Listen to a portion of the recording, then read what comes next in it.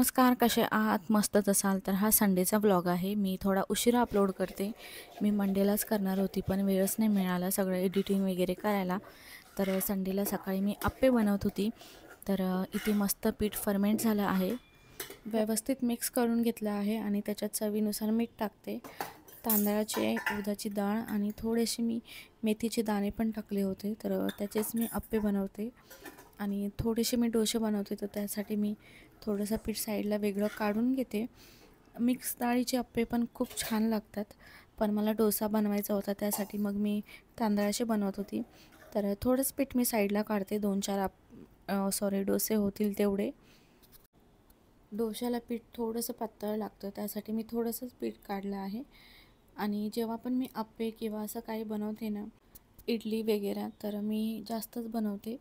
म्हणजे जेवणासारखंच आम्ही ह्याला जेवतो, असं नाही की नाश्ता केला आणि दुपारी वेगळं जेवण.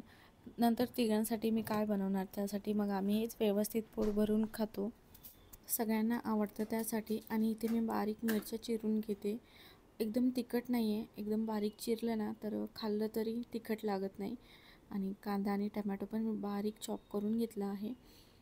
बाकी मी ह्याच्यात काही टाकत नाही आहे. शिमला मिरची, गाजर, अशा भाज्या वगैरे आपण टाकल्या तरी पण चांगलं लागतं, पण माझ्याकडे घरात जे आहे तेच मी टाकते.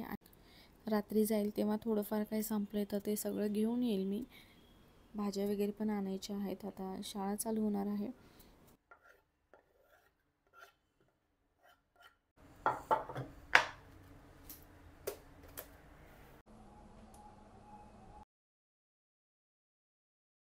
इथे एका साईडला मी पॅन पण गरम करायला ठेवते, म्हणजे मी मिक्स करेपर्यंत गरम होऊन जाईल. आणि ह्याच्यात मी तूप असं गरम करून घेतलं आहे, कारण की मी फ्रीजमध्ये ठेवलं होतं तूप, तर ते घट्ट होऊन जातं.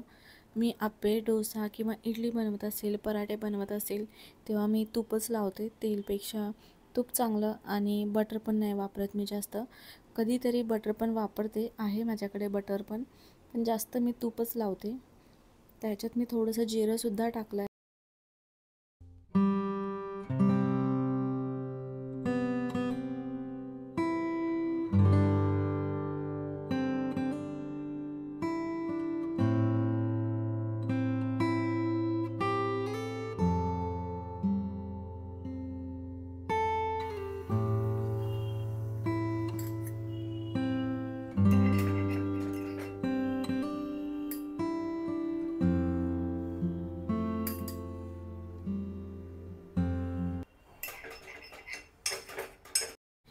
नॉनस्टिकचा पॅन आहे माझ्याकडे आप्पेसाठी.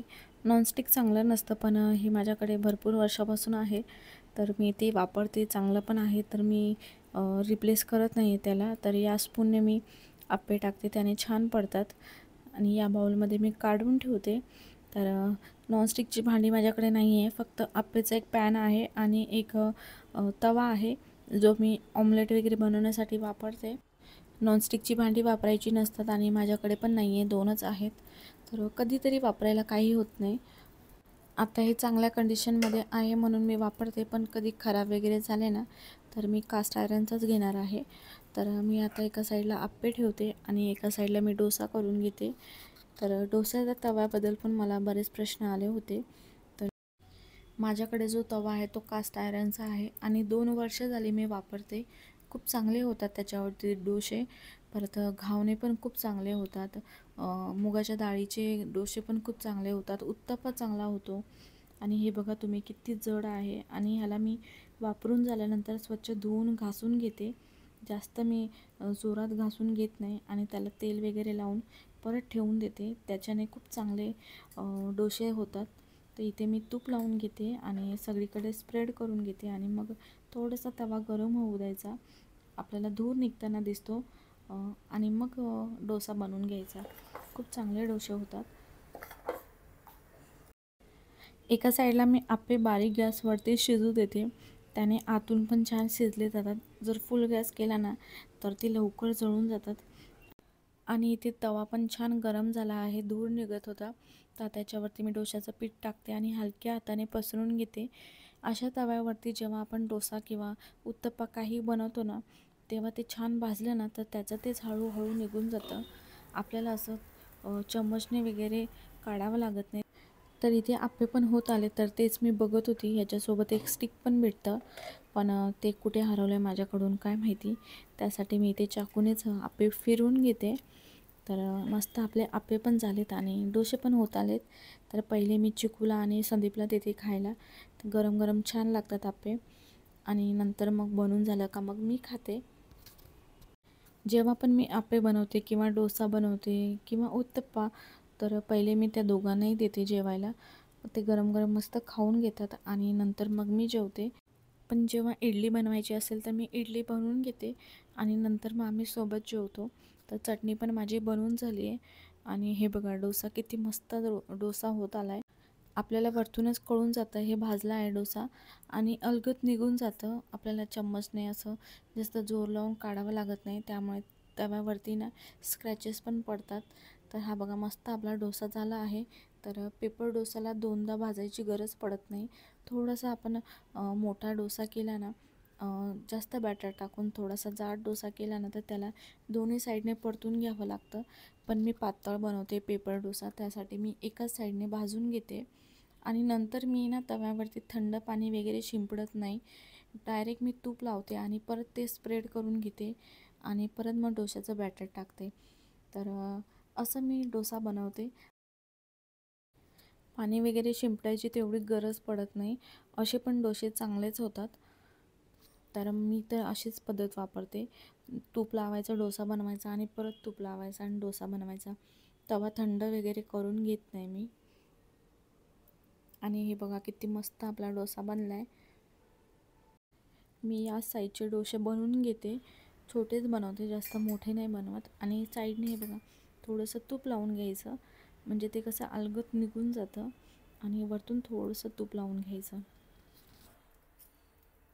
आणि या तव्याची लिंक नाही माझ्याकडे, मी लोकल शॉपवरूनच घेतला होता. पण ॲमेझॉनवर तुम्हाला भेटून जाईल किंवा कुठेही कास्ट आयरनची जिथे भांडी वगैरे भेटतात. हा तवा मी 2500ला का 2700ला घेतला होता. आणि तुम्ही बघा ह्याची बॉर्डर जी आहे ती किती ब्रॉड आहे, किती जड आहे तो तवा. आणि लवकर गरम होतो, असं पण नाही की जड आहे तर खूप वेळ लागतो. आणि डोसा पण बघा अलगद त्याचं तेच निघून जातं तव्यापासून. तर इथे माझे आप्पे पण झाले आहेत, तर पहिले मी त्या दोघांना देते जेवायला.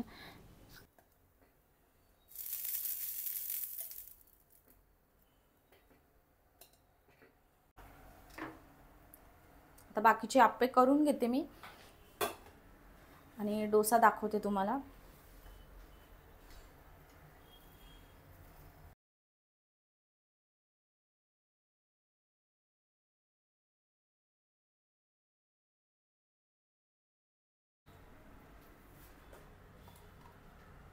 तर मी सांबार नाही बनवला, फक्त चटणी बनवली, आप्पे आणि डोसा.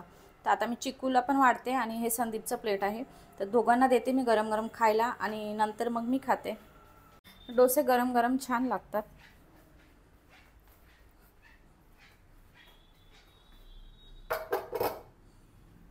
कसं आहे डोसा? देऊ? नको, खा मग. तर इथे संध्याकाळी कोण आलं होतं आपल्याकडे, तर पिऊ आली होती. सगळेच आलेले आणि तिला 4-5 दिवसापासून बरं नव्हतं, पण आत्ता ती बरी आहे आणि चिकूसोबत खूप खुश आहे, खेळते ती. तिलाही कोणी नाही खेळायला. आणि केस बघा तिने कशी केली आहेत. जर तिने आरशात बघितलं ना, तर सगळे पिना वगैरे काही असतील क्लिप्स तर सगळं काढून टाकते ती. पूर्ण घरात खूप फिरत होती. आणि इथे तिच्यासाठी मी पर्स आणलेली, तर ती घेऊन पण ती खेळत होती त्याच्यासोबत. आणि तिला आवडतं हे पर्स. काय आणलं, बांगड्या वगैरे आणल्या ना, तर ती घालते. तिला खूप आवडतं असं आणि खूप क्यूट आहे. मला ते एवढी आवडते ना ती. तर जे काही नवीन सबस्क्रायबर आहे तर त्यांना सांगते, ही माझी भावाची मुलगी आहे. सगळे बसलो होतो, गप्पा वगैरे मारल्या आणि चहा पण घेतला आम्ही. इथे चिकू आणि पिऊ क्रिकेट खेळत होते.